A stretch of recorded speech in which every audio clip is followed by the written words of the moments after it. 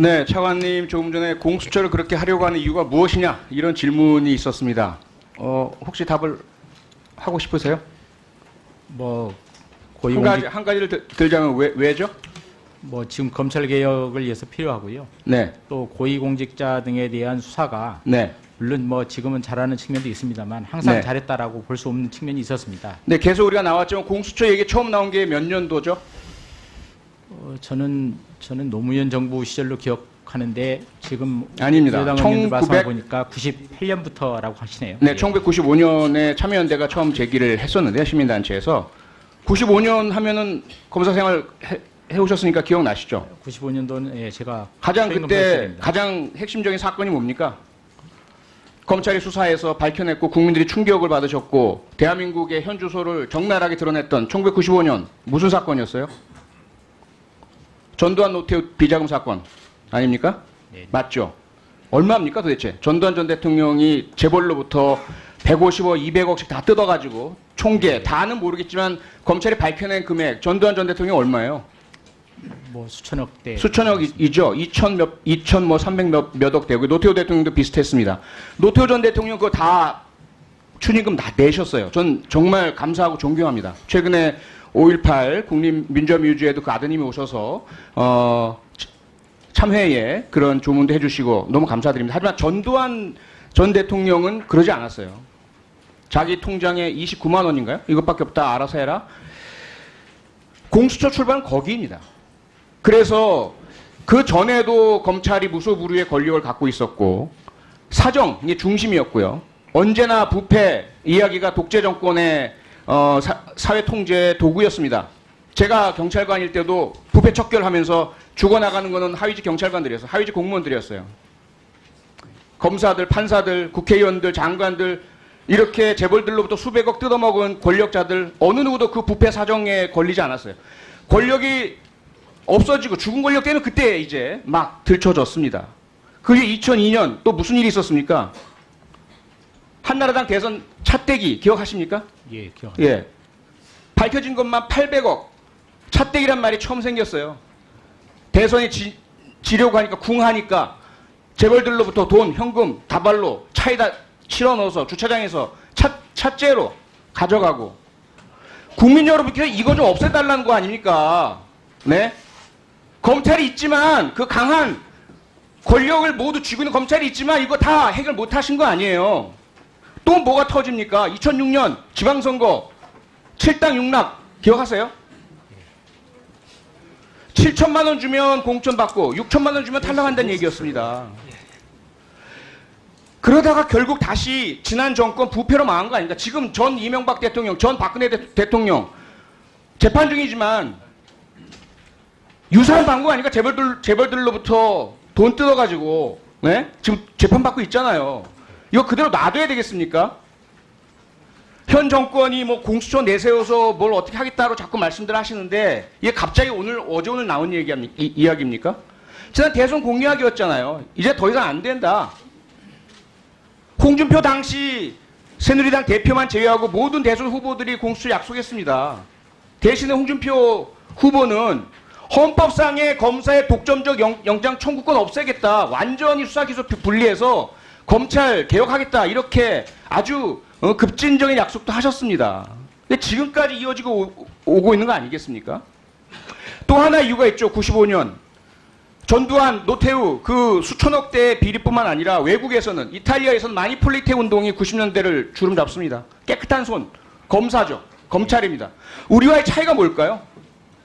이탈리아의 그 깨끗한 검찰이 가능했던 이유는 그들 스스로도 깨끗했지만 우리나라 같은 거대 행정 조직이 아니지 않습니까? 이탈리아의 검찰은 사법부에 속해 있습니다. 판사와 함께 그 거대 행정부를 견제할 수 있는 이런 차이가 분명히 있는 것이죠. 그래서 우리가 가지고 있는 이 특성 또 하나 한번 보실까요? CPI, Corruption Perception Index, 투명성 기구라는 세계적인 기구에서 계속 부패 지수를 조사합니다.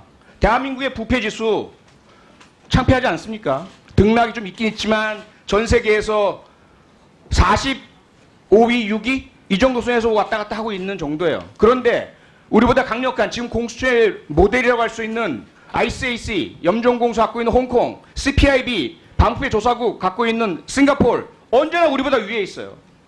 원래 그랬습니까? 아닙니다. 싱가포르, 홍콩 1970년대까지 우리보다 훨씬 더 부패한 부패 천국이었습니다. 삼합회 조폭들이 정치인, 검사, 경찰 전부 꽉 틀어주고 마음대로 움직였던 부패 천국이 홍콩, 싱가포르였어요. 그런데 염정공소, 탐호조사국 CPIB 만들면서 부패와의 전쟁 벌이고 싹 갈아치웁니다. 그래서 우리보다 훨씬 청렴한 국가, 잘 사는 국가가 되어 있는 거죠. 이런 이 세 가지 이유가 공수처를 탄생해야 한다라는 그런 국민적인 요구로 모아진 것이고 이걸 실천하자는 정치권의 요구가 여기까지 온 거예요. 누가 정권이고 전 지금 너무 안타까운 게 뭐냐면 공수처가 뭐 문재인 정권의 뭐 업적, 민주당의 뭐 치적 절대 반대입니다. 그게 아니라 20대 국회에서 같이 했으면 좋겠어요. 우리 이런 시대적 아픔을 좀 함께 공감하고 반성하고 우리는 김대중 대통령 때도 자녀분들 부패 있었죠.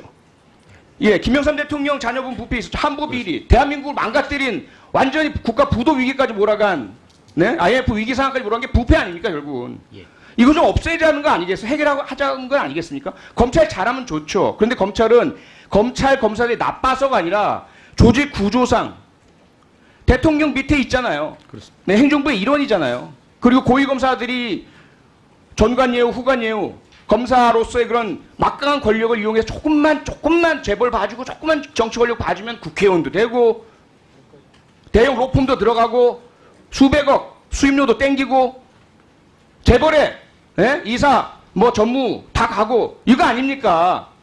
그거 좀 해결하자는 것이 공수처인데 그걸 왜 그렇게 정쟁의 도구로 삼고 공격하고 그래야 되겠습니까? 1분만 더 주십시오. 우리 검찰이 만약에 마니폴리테 이탈리아처럼 물론 마니폴리테는 나중에 결국 베르루스코니라는 더 부패한 사람이 집권하고 극우를 탄생시키고 이런 부작용이 있긴 있지만 어쨌든 그걸 빼고 이탈리아 마니폴리테처럼 검찰이 하려면 검찰이 완전히 자기 힘을 다 놔야 됩니다. 그렇죠?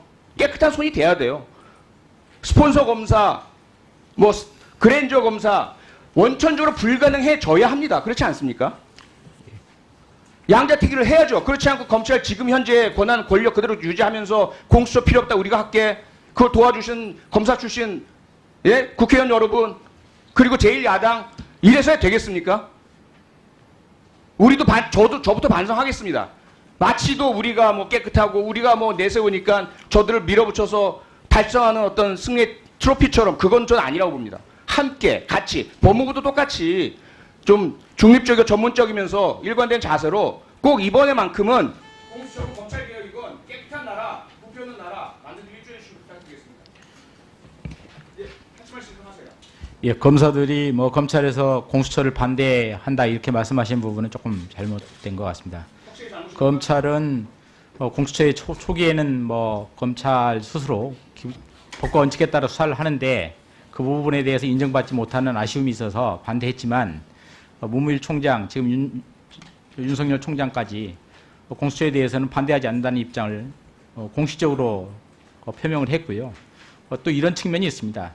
검사들은 지금도 법과 기준에 따라 원칙에 따라 수사하고 있지만 항상 의심을 받고 있기 때문에 특검처럼 검찰을 견제하는 다른 기구가 있어서 서로 공정성에 대해서 서로 확인받았으면 좋겠다라는 생각도 갖고 있어서 그 부분에 대해서는 조금 잘못이 있는 것 같습니다. 예, 수고하셨습니다. 다음은 존경하는 정성호 위원님 질의하시겠습니다.